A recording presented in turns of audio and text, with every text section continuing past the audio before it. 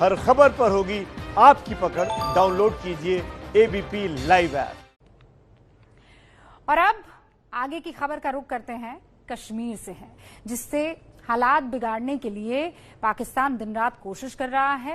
जब से कश्मीर से धारा 370 हटाई गई है, पाकिस्तान और उसके पाले हुए आतंकवादियों के हौसले पस्त है। उन्हें समझ में नहीं आ रहा है कि आगे करना क्या है। वो लगातार भारतीय सुरक्षा बलों पर हमला कर रहे हैं और अभी अभी खबर मिली है कश्मीर के कुलगाम में सीआरपीएफ कैंप पर हमला हुआ है। एक दिन में ये दूसरा आतंकी हमला है। आतंकियों के इस हमले में सीआरपीएफ के अधिकारी घायल हुए हैं, ये जानकारी मिल रही है। आतंकी लगातार हमले कर रहे हैं और वो इस कदर बौखलाए हुए हैं कि वो अब सरपंचों पर भी हमले कर रहे हैं। खासतौर पर बीजेपी से जुड़े नेता उनके निशाने पर है। घाटी में कुछ बीजेपी के नेताओं ने इस्तीफा जरूर दिया है, लेकिन उनके हौसले टूटे नहीं हैं। जम्मू कश्मीर में हमारे संवाददाता आसिफ कुरैशी की ये स्पेशल रिपोर्ट आपको देखनी चाहिए।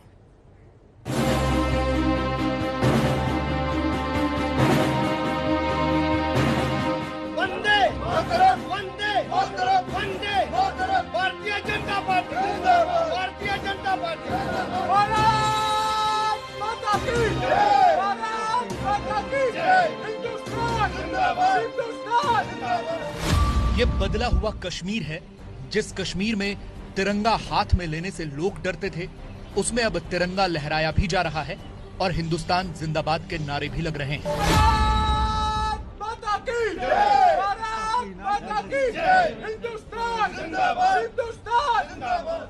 बस इसी बात से पाकिस्तान और उसके पाले हुए आतंकवादी परेशान हैं। उन्हें डर है कि कश्मीर का हर बच्चा जिस दिन हिंदुस्तान जिंदाबाद कहेगा तो फिर पाकिस्तान का क्या होगा। उन्हें डर है कि बहुत जल्द दुनिया के सामने कश्मीर की सच्ची तस्वीर आएगी और उसमें हर एक कश्मीरी हिंदुस्तान जिंदाबाद कहता हुआ नजर आएगा। इसीलिए पाकिस्तान ने अब एक नई चाल चली है और ये चाल है कश्मीर में लोकतंत्र के स्तंभों यानी सरपंचों को निशाना बनाने की।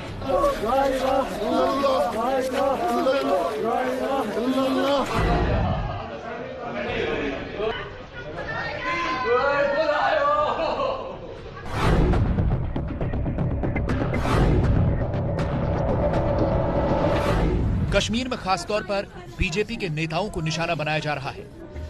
पिछले 2 महीने में कश्मीर में बीजेपी के 12 नेताओं पर हमले हुए हैं, जिनमें से 6 की मौत हो गई, जिसके बाद बीजेपी के करीब 60 नेताओं ने इस्तीफा दे दिया।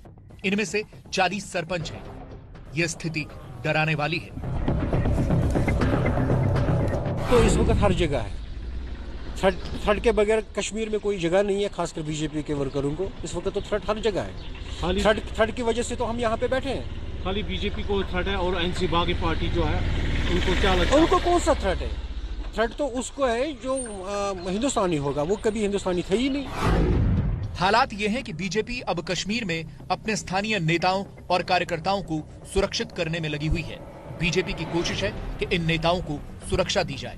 देखिए, हमारे पास 1267 सरपंच है भारतीय जनता पार्टी के, लेकिन ये पॉसिबल नहीं है कि हर एक को सिक्योर करें। लेकिन अभी तक जो हमारे पास आंकड़े आए हैं 400 से 500 के लगभग आसपास जो हमारे सरपंच उनको सिक्योर किया गया, और हर किसी को सिक्योर करना ये गवर्नमेंट के लिए भी पॉसिबल नहीं है। और हम इस बात को समझते हैं, क्योंकि हम बार बार कहते हैं कि हमारे पास 7.5 लाख से ज़्यादा मेंबर्स है। ये खाली 5 सरपंच का मसला नहीं, भारतीय जनता पार्टी के जितने भी लीडर्स है, कार्यकर्ता है, उनको भी टारगेट बनाया जा रहा है। ये अल्ताफ ठाकुर हैं, बीजेपी के प्रवक्ता हैं और खुद एक सरपंच भी हैं। उन्हें लगता है कि घाटी में बीजेपी की बढ़ती हुई लोकप्रियता की वजह से ऐसे हमले हो रहे हैं। भारतीय जनता पार्टी कश्मीर की अब सबसे बड़ी पार्टी बन गई। और दूसरी बात, जो growing popularity Bharatiya Janata party Kashmir में है, मिलिटेंटों को वो रास नहीं आ रही है, उनको वो खटक रही है। और पाकिस्तान 165 दहशतगर्द यही चाहते हैं कि जो एक भारतीय जनता पार्टी ने एक आउटरीच प्रोग्राम जो यहाँ शुरू किया था, गवर्नमेंट और एडमिनिस्ट्रेशन के दरमियान एक पुल की काम की, एक ब्रिज की काम की, मिलिटेंट उस पुल को तोड़ना चाहते हैं।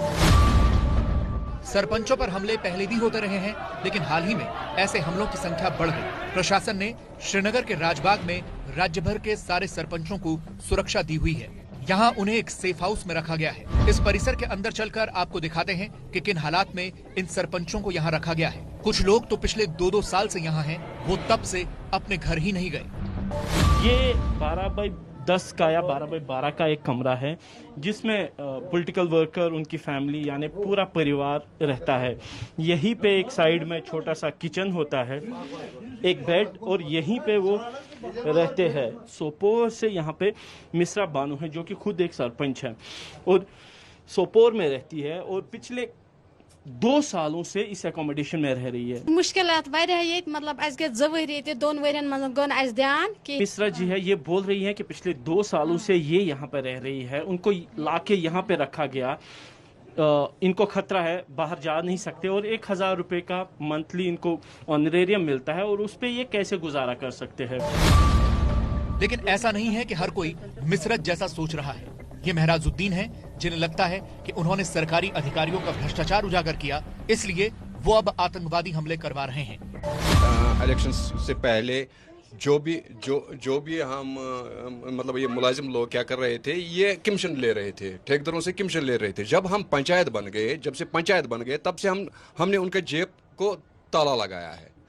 तो उन्हीं की वजह से किसी मुलाजिम का रिलेटिव मिलिटेंट होता है तो वो मिलिटेंटों को भड़काते हैं कि 5 सरपंच अच्छी तरीके से काम नहीं करते, ये चोरी करते। बाकी ये मसला नहीं है, बाकी हम बीजेपी में है, बीजेपी में रहेंगे, कमल के झंडे के नीचे जिएंगे और झंडे के नीचे मरेंगे। इस छोटे से कमरे में कैसे गुजारा होता होगा ये सोचकर भी डर लगता है।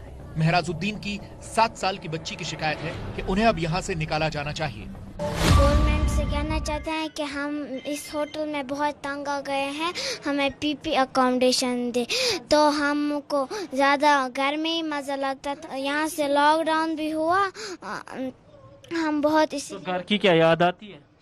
हाँ, इस तरीके की जो सिक्योर एकोमोडेशन है यहाँ पे लोगों को लाके रखा जा रहा है। आप देख सकते हैं यहाँ पे छोटे बच्चे भी हैं, परिवार भी है, महिलाएं भी हैं और कुछ इस तरीके से छोटे छोटे कमरों में इनको रखा जा रहा है ताकि इनको मिलिटेंट्स की तरफ से किए जाने वाले हमलों से रोका जा सके।